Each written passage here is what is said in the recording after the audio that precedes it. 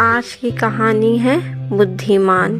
एक वृक्ष के नीचे एक बुद्धिमान मुर्गा दाना चुन रहा था।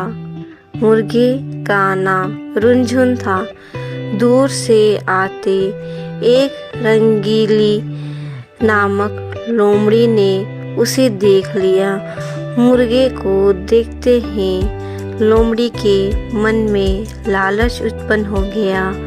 वह सोचने लगी, यदि यह मुर्गा मुझे खाने को मिल जाए तो कितना अच्छा होगा। इस सोच विचार में डूबी रंगीली धीरे धीरे मुर्गी की ओर बढ़ने लगी। अचानक मुर्गे की दृष्टि अपनी ओर आती हुई रंगीली पर पड़ी। रुनझुन यह देखकर छट से उड़कर वृक्ष पर जाकर बैठ गई। रंगीली लोमड़ी उस वृक्ष के नीचे पहुंची जिस पर मुर्गा बैठा हुआ था। वह रुनझुन से बोली, मुर्गे भैया, क्या तुम मुझसे डर गए हो?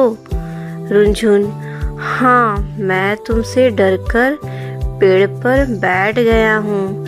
रंगीली, मुझसे डरने की क्या बात है? रुनझुन, क्यों? क्या तुम मुझे खाने नहीं आए हो? रंगीली, तौबा तौबा, कैसी बातें करते हो? भला मैं तुम्हें क्यों खाऊंगी? रुनझुन, बताओ तो फिर तुम यहाँ क्यों आई हो? रंगीली, मैं तो तुम्हें एक खुशखबरी सुनाने आई हूँ। रुनझुन, वह खुशखबरी क्या है?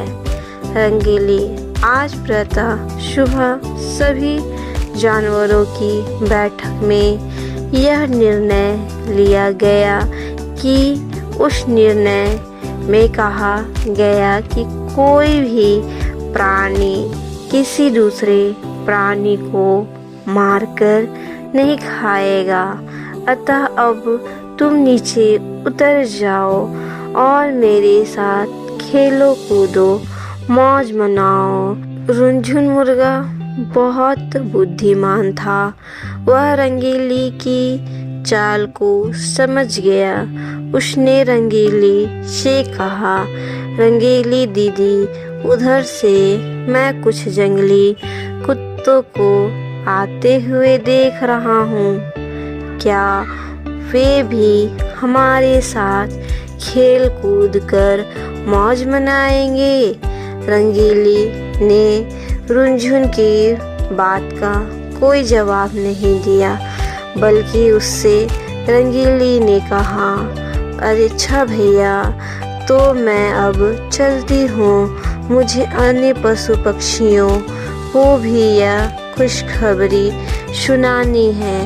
यह कहकर रंगीली वहाँ से जंगल की ओर भाग गए। दूत रंगीली बुद्धिमान रुनझुन का कुछ नहीं बिगाड़ पाई।